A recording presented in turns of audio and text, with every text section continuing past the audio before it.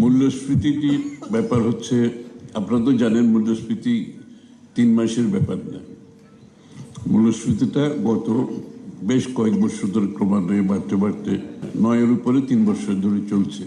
এর সাথে যোগ হয়েছে মধ্যপ্রাচ্যের যুদ্ধের বিষয়টা এসছে। তারপর আপনারা জানেন ব্যাংকগুলোতে যেহেতু বিরাট একটা ক্যাপিটাল ঘাটতি হয়ে গেছে লুটপাটের কারণে, লন্ডারিং এর কারণে, যে জন্য কস্ট অফ ফান্ড কিন্তু অনেক বেশি রয়ে গেছে। এটার প্রতিফলন কিন্তু মূল্যস্ফীতিতে পড়ছে।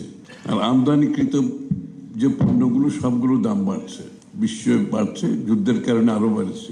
সুতরাং আমরা আশা করছি যে আগামী দিনে আমরা যে রিফর্মসের কথাগুলো বলেছি, রিফর্মসের মাধ্যমে কস্ট অফ ডুইং বিজনেসটা আমরা কমানোর চেষ্টা করছি। আমাদের দেশে এই একটা ব্যবসা করতে গেলে শুরু থেকে শেষ পর্যন্ত যে কস্টটা আসে, এটা কিন্তু আপনার মূল্যের সাথে যোগ হচ্ছে। যেমন একটা পারমিশন পেতে একটা কোম্পানি করতে 6 মাস থেকে 1 বছর হয়ে যায়, এবং এটা অনেকগুলো ডিপার্টমেন্টে যেতে হয় এবং অনেকগুলো সময় নষ্ট হয় এবং অনেকগুলো জায়গায় তাদেরকে খরচ করতে হয়। একটু এর থেকে আর বেশি কিছু বললাম না, খরচ করতে হয়, এটা তো সত্য কথা। দ্বিতীয়ত ব্যাংকের ইন্টারেস্টের কথা আমি বললাম। তৃতীয়ত আমাদের দেশে যে প্রক্রিয়ার মাধ্যমে মালগুলো খালাস হয় পোর্ট থেকে, ফর এক্সাম্পল ওখানে তো ইম্পোর্টগুলো সবাই আসে, পোর্ট ইটসেলফে ওখানেই অধিক খরচ তাদেরকে করতে হয় বিভিন্ন কারণে। মাল খালাস থেকে শুরু করে ডেলিভারি নেওয়া পর্যন্ত, বাসায় পৌঁছা পর্যন্ত, ফ্যাক্টরিতে পৌঁছা পর্যন্ত অনেক বেশি খরচ হয়।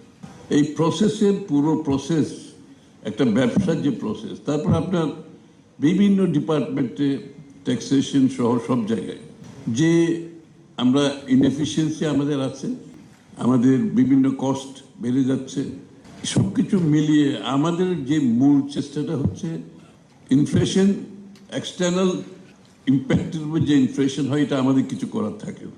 আমরা চেষ্টা করতে হবে এই সিচুয়েশনে আমরা আমাদের কস্টটা কিভাবে কমিয়ে আনতে পারি ব্যবসা বাণিজ্যে।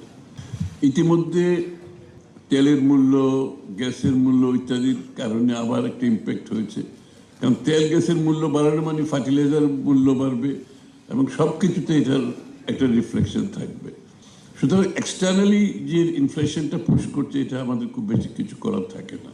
কিন্তু আমাদের ডোমেস্টিক্যালি যে জায়গাগুলো নিয়ন্ত্রণ করলে আমাদের কস্ট অফ ডুইং বিজনেস কমবে। কারণ আপনারা জানেন আমাদের কস্ট অফ ডুইং বিজনেসে, ইজ অফ ডুইং বিজনেসে বাংলাদেশ একেবারে তলানিতে বিশ্বে। ওই মানদণ্ডে আমরা একদম তলানিতে।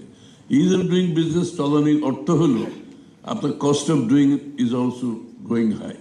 সুতরাং আমরা অ্যাড্রেস করতেছি এই জায়গাগুলোতে। আপনি কালকে বক্তব্যে খেয়াল করেছেন, এগুলো অনেকগুলো ডিরেগুলেশন থেকে শুরু করে বিভিন্ন জায়গায় কস্ট কমিয়ে আনার জন্য আমরা অনেকগুলো পদক্ষেপ নিচ্ছি।